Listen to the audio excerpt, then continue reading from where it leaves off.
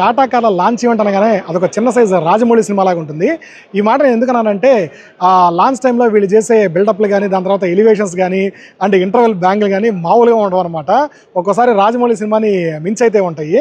Particularly మీకు ఆ crash టెస్ట్లు చేస్తారు కదా, ఆ టైంలో అయితే ఆడిటోరియంలో వాళ్ళు ప్రొవైడ్ చేసే డాల్బీ సౌండ్స్ కానీ, దాని తర్వాత విజువల్స్ కానీ నెక్స్ట్ లెవెల్ అనిపిస్తాయి. సో ఇది నేను ఓవర్గా చెప్పట్లేదు, నిజంగా అలానే అనిపిస్తాయి అనమాట. సో ఆ టైంలో మనం అక్కడ కూర్చున్నప్పుడు ఎలా ఉంటుందంటే మనకి అబ్బా అసలు దీని మించిన కార్ లేదురా అన్నట్టు అనిపిస్తుంది అనమాట. ఈరోజు అయితే టాటా సియరా ఈవీ కార్ అయితే లాంచ్ అయింది. ఈ కార్ లాంచ్ అవ్వకముందే రీసెంట్గా మన ఛానల్లో ఒక వీడియో అయితే పోస్ట్ చేశాను. సో ఏమేమి ఫీచర్స్ రావచ్చు అండ్ ఎలాంటి చేంజెస్ ఉండొచ్చు అని క్లియర్గా ఆ వీడియోలో అయితే పోస్ట్ చేశాను. ఆల్మోస్ట్ మీకు అవే ఫీచర్స్ అయితే ఉన్నాయన్నమాట, పెద్దగా చేంజెస్ అయితే ఏం లేవు. సో ఐసీ కార్కి ఈ ఈవీ కార్కి డిజైన్ వైజ్ కూడా మనకి పెద్దగా చేంజెస్ లేవు అండ్ స్పెసిఫికేషన్స్ కూడా ఆల్మోస్ట్ సేమ్గా ఉన్నాయి. సో ఈ మిడ్ సైజ్ ఎస్యూవీ సెగ్మెంట్లో మంటలు పుట్టించడానికి సియరా ఈవీ కార్ని కొంచెం గట్టిగానే లాంచ్ చేశారు. ముఖ్యంగా వీళ్ళు టార్గెట్ చేసింది స్పెసిఫికేషన్స్, కంఫర్ట్, దాని తర్వాత సేఫ్టీ, వీటన్నిటి విషయంలో సియరా కార్ అనేది మనకి ఖచ్చితంగా సాటిస్ఫై చేస్తారు అనమాట. సో ఈ సెగ్మెంట్లో ఉండే మిగతా కార్స్ అన్నిటిని కూడా ఈ కార్ ఖచ్చితంగా డామినేట్ చేస్తుందని వీళ్ళైతే చెప్తున్నారు. ఇంతకుముందు ఇదే సెగ్మెంట్లో టాటా వాళ్ళు కర్వ్ ఈవీని తీసుకొచ్చారు, బట్ కొన్ని మిస్కాలిక్యులేషన్స్ వల్ల ఆ కార్ అయితే పెద్దగా సక్సెస్ అవ్వలేదు. సో ఆ కార్ ప్లేస్ని రీప్లేస్ చేయడానికి సియరా ఈవీని గట్టి ప్లానింగ్తోనే దించారనమాట. సో ఎక్కువసేపు లాక్కుండా మనకి ఐసీ వేరియంట్, దాని తర్వాత ఈ వేరియంట్ సేమ్ కాబట్టి ఫీచర్ల విషయానికి అయితే నేను ఎక్కువగా వెళ్ళను. సో ఓవరాల్గా దీంట్లో ప్రొవైడ్ చేసిన ఎక్స్ట్రా ఫీచర్లు ఏమైతే ప్రొవైడ్ చేశారో ఈ కార్లో అవన్నీ డిస్కస్ చేసి దాని తర్వాత డైరెక్ట్గా బ్యాటరీ ప్యాక్స్, రేంజ్ ఇవన్నీ క్లియర్గా డిస్కస్ చేద్దాం. ఫ్రంట్ సైడ్ మీకు జస్ట్ ఆ బంపర్ డిజైన్ చెప్తే పెద్దగా చేంజెస్ అయితే ఏం లేవు. మీకు కనెక్టెడ్ డిఆర్ఎల్స్ కానీ, దాని తర్వాత ఎల్ఈడి ప్రొజెక్టర్ హెడ్లైట్స్ కానీ, ఫాగ్ ల్యాంప్స్ కానీ ఇవన్నీ సేమ్ టు సేమ్ ఉన్నాయన్నమాట. ఈవెన్ టాటా లోగో కూడా పెద్దగా చేంజ్ లేదు. సో మనకి ఈ మధ్య కొన్ని ఈవీ కార్స్ సపరేట్గా లోగో అయితే ప్రొవైడ్ చేస్తున్నారు కదా, అలా ప్రొవైడ్ చేస్తుంటే బాగుండేది. సో అదర్వైజ్ ఓవరాల్గా లుక్స్ వైజ్ నాకు చాలా బాగుంది. సడన్గా ఎవరన్నా చూసారంటే కొంచెం దూరం నుంచి చూసినప్పుడు మనకి ఈ కలర్ వల్ల ఈ కార్ మనకి టాటా హ్యారియర్ ఈవీ ఉంది కదా, సేమ్ అలా అనిపిస్తుంది అనమాట. ఓవరాల్గా ఎక్స్టీరియర్ వ్యూలో మనకి పెద్దగా చేంజ్ అయితే కనిపించదు. మీరు సడన్గా చూస్తే దీన్ని ఐసీ వేరియంట్ అనుకుంటారు. మీరు బాగా క్లీన్గా గమనిస్తే ఇక్కడ టాటా డాట్ ఈవీ అని ఉంది కదా, దీన్ని చూస్తేనే మనకి ఇది ఈవీ వేరియంట్ అని మనకి క్లియర్గా అర్థమవుతుంది అనమాట. ఇంకా మీకు ఫ్లష్ డోర్ హ్యాండిల్స్ కానీ, సైడ్ వ్యూలో డిజైన్ కానీ ఇవన్నీ సేమ్ టు సేమ్ ఉంటాయి. పర్టికులర్లీ ఈ కలర్ అయితే దీంట్లో చాలా బాగుంటుంది. సేమ్ కలర్ మనకి హ్యారియర్ ఈవీలో కూడా అవైలబుల్లో ఉంటుంది. లైటింగ్ పడినప్పుడు ఈ కలర్ డిఫరెంట్ షేడ్స్ అయితే వస్తుంది అనమాట. ఈ కలర్ నాకు చాలా బాగా నచ్చింది. కమింగ్ టు బ్యాక్ సైడ్ కూడా మీకు ఎటువంటి చేంజ్ అయితే ఉండదు.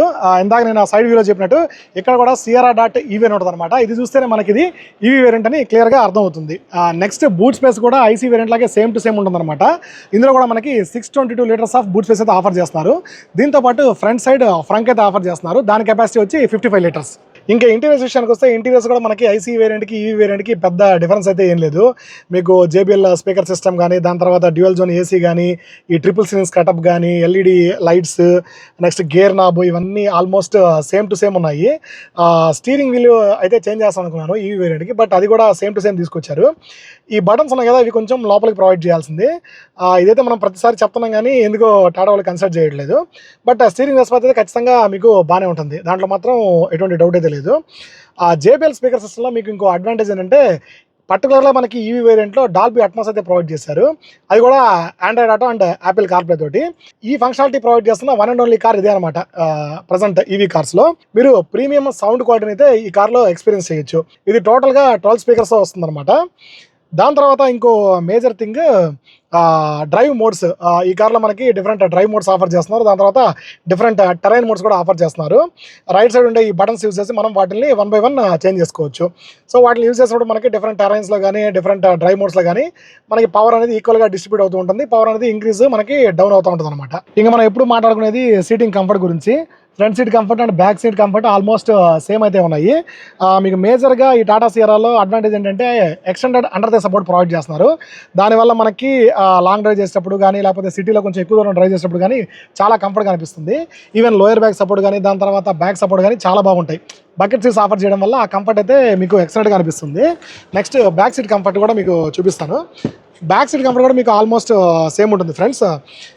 ఇంకో మేజర్ థింగ్ ఏంటంటే మనకి ఇక్కడ సెంటర్లో అసలు హంప్ అనేది 0 అనమాట. దానివల్ల ఈ కార్లో బ్యాక్ సైడ్ అటు ఇటు మూవ్ అవ్వడం చాలా ఈజీగా ఉంటుంది.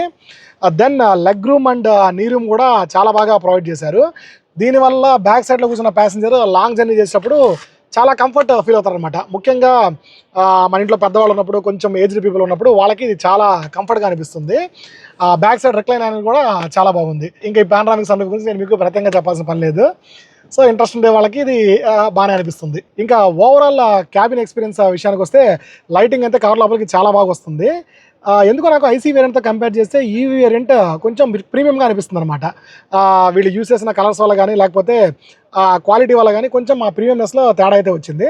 అదర్వైజ్ మనకి IC variant next EV variant overall 90 to 95% same to same friends. Next major thing EV కారణంగానే మనం మెయిన్గా డిస్కస్ చేయాల్సింది బ్యాటరీ ప్యాక్, రేంజ్ అండ్ అది ఎంత కిలోవాట్ వరకు ఫాస్ట్ ఛార్జింగ్ అయితే సపోర్ట్ చేస్తుంది అండ్ ఎంత తొందరగా ఛార్జ్ అవుతుంది. సో ఈ కార్లో మనకి 2 బ్యాటరీ ప్యాక్స్ అయితే ఆఫర్ చేస్తున్నారు. 75 kWh and 63 kWh. So 63 kWh వచ్చి మనకి బేస్ అనమాట, 75 kWh మనకి టాప్ వేరియంట్లో అనమాట.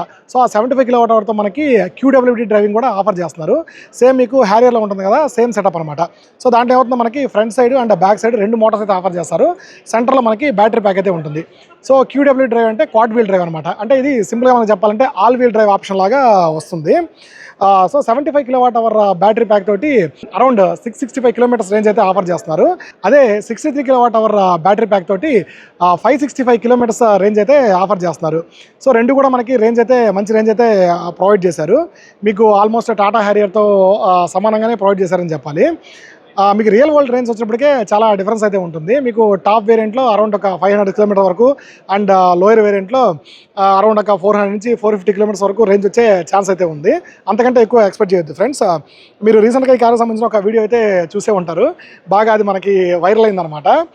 ఈ కార్ని ముంబై నుంచి గోవా వరకు దాదాపుగా 702 kilometers అయితే డ్రైవ్ చేశారు, అది కూడా ఎకో మోడ్లో.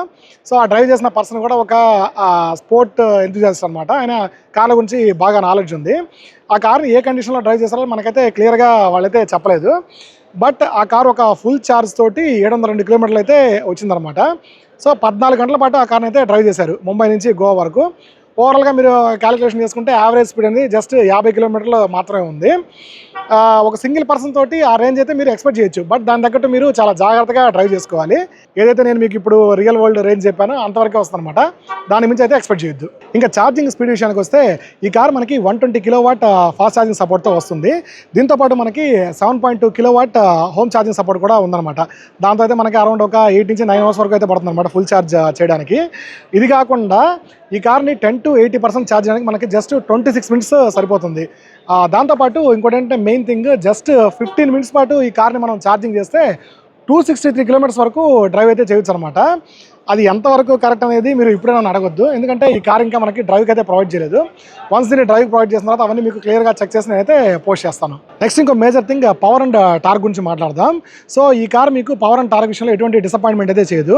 డిసప్పాయింట్మెంట్ అని ఎందుకన్నానంటే మనం ఐసీ వేరియంట్ రివ్యూ చేసినప్పుడు మీరు చూసే ఉంటారు, టర్బో వేరియంట్లో కానీ నెక్స్ట్ డీజిల్ వేరియంట్లో కానీ నాకు పెద్దగా పవర్ అండ్ టార్క్ అనిపించలేదు. బట్ ఈ కార్ మాత్రం మిమ్మల్ని దాంట్లో డిసప్పాయింట్ అయితే ఖచ్చితంగా చేయదు. ఇందులో మనకి డ్యూయల్ మోటార్స్ అయితే ప్రొవైడ్ చేస్తున్నారు కదా, ఇవి రెండు కలిపి 278 HP పీక్ పవర్ అయితే ప్రొవైడ్ చేస్తాయి అండ్ 504 Nm పీక్ టార్క్ అయితే ప్రొవైడ్ చేస్తాయి అనమాట. సిటీలో డ్రైవ్ చేస్తున్నప్పుడు కానీ లేదా డిఫరెంట్ టర్నైల్లో డ్రైవ్ చేస్తున్నప్పుడు, కొండల మీద డ్రైవ్ చేస్తున్నప్పుడు లేదా కారు ఫుల్ ప్యాక్ అయినప్పుడు కారు మీకు ఎక్కడా కూడా స్లో డౌన్ అయితే అయ్యే ఛాన్సే ఉండదు అనమాట. ఫైనల్లీ ఇంక మనం మెయిన్గా మాట్లాడాల్సింది ప్రైసింగ్ గురించి. సో ఈ సెగ్మెంట్లో ఉండే మిగతా కార్స్తో పోటీ పడాలంటే ఈ కార్ ప్రైసింగ్ని కొంచెం అగ్రెసివ్గా తీసుకురావాలి. ఈ కార్లో మనకి ప్రొవైడ్ చేసిన 63 kWh రేర్ వీల్ డ్రైవ్తో వచ్చే వేరియంట్ అయితే దాదాపుగా మనకి 18,79,000 వరకు ఉంది. అది కంప్లీట్ బేస్ వేరియంట్ అనమాట. 18,79,000 అంటే మనకి ఆన్ రోడ్ ప్రైస్ వరకే దాదాపుగా 20 లక్షల నుంచి 21 లక్షల వరకు ఉండే ఛాన్స్ ఉంది. పర్టికులర్లీ తెలంగాణ మనకి రోడ్ ట్యాక్స్ ఇవన్నీ ఉండట్లేదు కాబట్టి 20-21 లక్షల మధ్యలో వచ్చే ఛాన్స్ అయితే ఉందన్నమాట. దాని తర్వాత టాప్ వేరియంట్ ఉంది కదా QWతో వచ్చే వేరియంట్, అది వచ్చినప్పటికీ మనకి 24,79,000 వరకు ఉంది. అంటే దాని ఆన్ రోడ్ ప్రైస్ మనకి దాదాపుగా 27 లక్షల నుంచి 28 లక్షల వరకు ఉండే ఛాన్స్ అయితే ఉంది. సో ఈ కార్లో ప్రొవైడ్ చేసిన ఫీచర్స్, సేఫ్టీ, దాని తర్వాత కంఫర్ట్, ఈ పర్ఫార్మెన్స్ వీటన్నిటితో కంపేర్ చేసుకుంటే ఆ బేస్ వేరియంట్ ప్రైస్ అనేది నాకు కొంచెం బెటర్గానే అనిపించింది. ఇంకా టాప్ వేరియంట్ ప్రైస్ గురించి మిక్స్డ్ ఒపీనియన్ అయితే ఉందన్నమాట. ఫైనల్లీ ఫ్రెండ్స్, ఈ కార్ గురించి మీకు ఇంకేమైనా డౌట్స్ ఉంటే తప్పకుండా కమెంట్ సెక్షన్లో కమెంట్ చేయండి. వ్యాలిడ్ కమెంట్స్ అనేది నేనైతే రెస్పాండ్ అవుతాను. అండ్ ఇంకా ఇలాంటి అనాలిసిస్ అండ్ వాక్ అరౌండ్స్ కోసం మన ఛానల్ని తప్పకుండా సబ్స్క్రైబ్ చేసుకోండి.